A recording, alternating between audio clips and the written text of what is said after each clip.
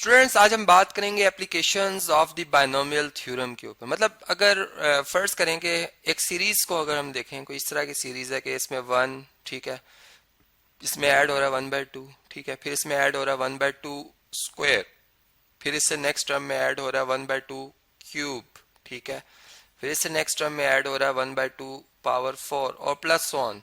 Okay, हमें कहता है कि इसका क्या आप सम फाइंड कर सकते हैं या नहीं।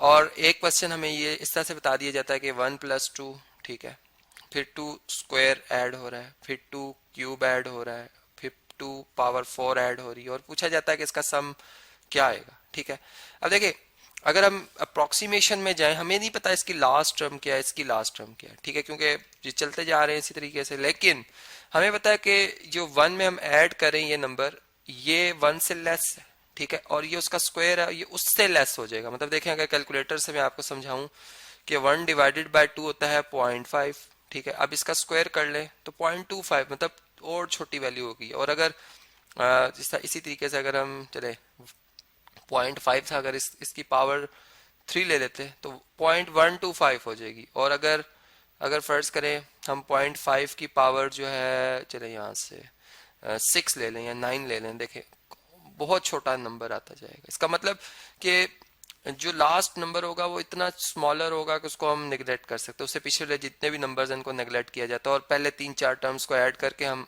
आंसर बता सकते हैं। मतलब कि ये जो हमारे पास सीरीज है, ठीक है, जिसमें कि सीक्वेंस की टर्म्स ऐड हो रही हैं, ये जो सीरीज है ये कन्वर्जेंट है, ठीक है, कन्वर्जेंट है। और इसमें अगर हम देखें तो हम इसमें सम नहीं बता सकते क्योंकि 2 का स्क्वायर 4 है, फिर 8 है, फिर 16 है, तो यहाँ तो बहुत बड़ी वैल्यू होती जाएगी और वो हम नहीं बता सकेंगे, बहुत अनडिफाइंड की तरफ हम जा रहे हैं। तो इसका मतलब है कि यहाँ पर सम अगर होगा भी तो इन्फिनिटी बहुत लार्ज, बहुत बड़ा नंबर होगा, और इसका मतलब ये जो सीरीज है ये डाइवर्जेंट है, ठीक है। अब बायनोमियल थ्योरम जो है हमारी हेल्प इस तरह के कुछ क्वेश्चंस में करता है। जैसे कि फर्ज करें, पहले मैं आपको सिंपल जो है क्वेश्चन आपके सामने शेयर करता हूँ कि हमसे कोई कहता है कि बताएं स्क्वायर रूट ऑफ 35 किसके इक्वल है, ठीक है। अब हम कैलकुलेटर से इसका आंसर लेते हैं, लेकिन हम कैलकुलेटर के बगैर भी इसका आंसर बायनोमियल थ्योरम से जो सीरीज का फार्मूला उससे भी फाइंड कर सकते हैं। कैसे जी? कि हम इसे लिख सकते हैं स्क्वायर रूट ऑफ 36 माइनस 1, जो कि कितना बन जाएगा, 35 ही बनेगा, ठीक है। और इसको लिख सकते हैं 36 माइनस 1 होल पावर 1/2, ठीक है। और अब बायनोमियल थ्योरम जो था, जो सीरीज का हमने पढ़ा था फार्मूला, वो क्या था जी, 1+x और इसकी पावर अगर n हो, ठीक है, तो ये किसके इक्वल होता है, 1+nx plus n into n minus 1 divided by 2 factorial into x square, ठीक है, प्लस इसी तरह n माइनस 1 n माइनस 2, ठीक है, divided by 3 factorial x cube, ठीक है, यहाँ पर क्या आ जाएगा, एक्स क्यूब आ जाएगा और प्लस सो ऑन आ जाएगा, ठीक है। तो इसका मतलब ये हुआ कि जो हमारे पास ये क्वेश्चन है इसमें से अगर हम 36 कॉमन ले लें, ठीक है, जो कि स्क्वायर रूट 36 कॉमन आएगा, ठीक है, या यूं कर लें कि पहले हम इसको सिंपल बनाते हैं 36, और इसको हम लिख सकते हैं 1 को 36 आउट ऑफ 36, ठीक है, मतलब ये 1 ही बन जाएगा। अब तो 36 इसमें भी और इसमें भी कॉमन है, अंडर रूट में से अगर 36 को बाहर लिखेंगे 6 बन जाएगा, ठीक है। और यहाँ पर ब्रैकेट जो है, ब्रैकेट में हमारे पास क्या आ जाएगा जी, हमारे पास आ जाएगा यहाँ पर 1, मतलब कॉमन लेने से 36 1, और यहाँ पर 1/36 आ जाएगा, ठीक है, और होल पावर 1/2। तो ये अब अगर आप देखें तो इसमें इसकी रिजेम्बलेंस इसके साथ हो गई है, ठीक है। अब इसमें जो x है वो हमारे पास -1/36 है, और जो इसमें n है हमारे पास वो कितना है, 1/2 है।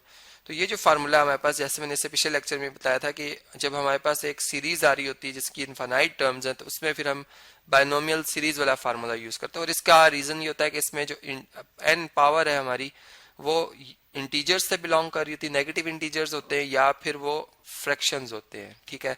तो इसलिए हम इसे इस्तेमाल करते हैं। अब देखें इसका मतलब कि ये जो है 1 माइनस, मतलब प्लस यूं भी लिख सकते हैं -1/36, ये माइनस ही बनेगा 1/36, और इसकी पावर n कितना है, 1/2 है, ठीक है।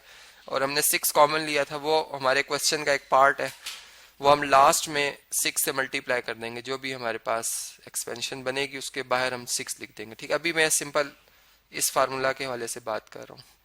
ठीक है, अब देखिए 1 प्लस एन, एन कितना है 1/2, एक्स कितना है -1/36, ये आ जाएगा आंसर। ठीक है, प्लस इसी तरह अब वही रूल हम जेन में रखेंगे कि चूंकि वेरिएबल जो एक्स है वो 1/36 है, जो कि 1 को अगर 36 पर डिवाइड किया जाए, उसके 36 टुकड़े किए जाए, पीसीस किए जाए, तो बहुत छोटे पीसीस बनेंगे, जो कि 1 से बहुत छोटा नंबर है। तो इसका स्क्वायर, इसका क्यूब तो बहुत ही मतलब जो है वो कम होगा।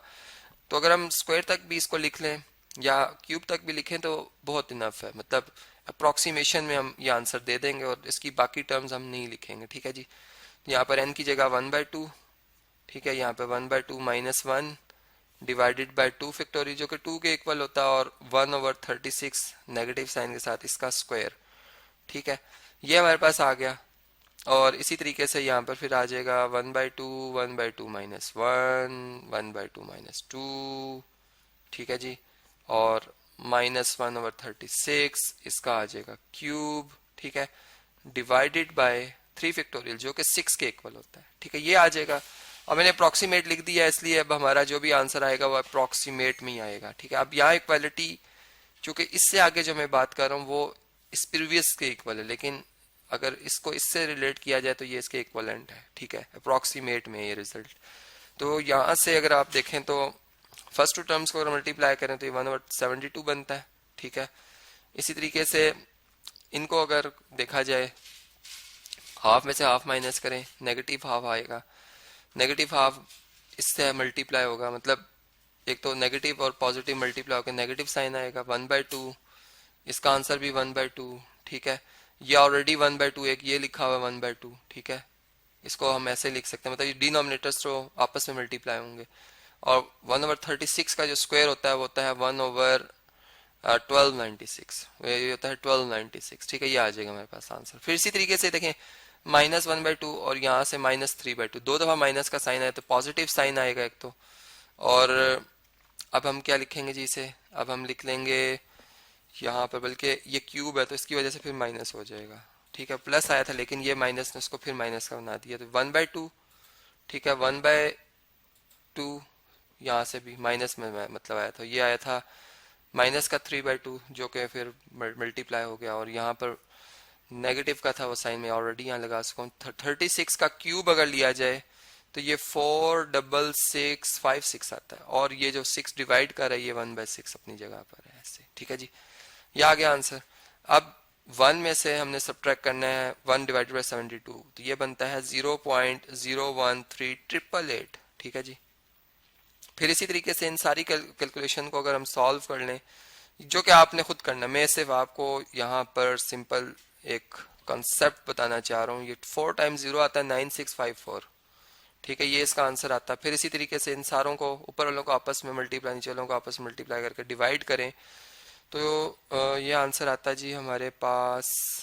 इसको अगर हम कैलकुलेट कर लें तो 0.0 इसको चलें चेक कर लेते हैं कैलकुलेटर से, 3 है। ठीक है, 3 को हमने डिवाइड करना है किस नंबर से, 2 2 ज़ा 4, 4 2 ज़ा 8, 8 को 6 से मल्टीप्लाई करें 48 बनता है।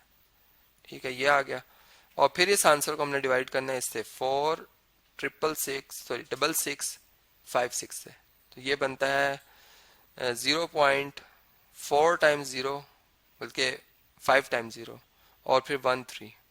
ठीक है, 5 टाइम्स 0 1 2 3 4, 5 टाइम्स 0 और 1339। ठीक है, और इन सारी वैल्यूज को अगर हम कैलकुलेट कर लें तो ये 5.9161 बनता है। ठीक है, तो इसका मतलब बल्कि यहाँ पर सॉरी मैंने 5 पॉइंट लिख दिया, ये बनता है 0.9860142। ठीक है, अब हमारा जो क्वेश्चन था वो था स्क्वायर रूट ऑफ 35, जिसको कि मैंने लिखा था 6 इंटू 1 माइनस 1/36 और इसकी पावर 1/2।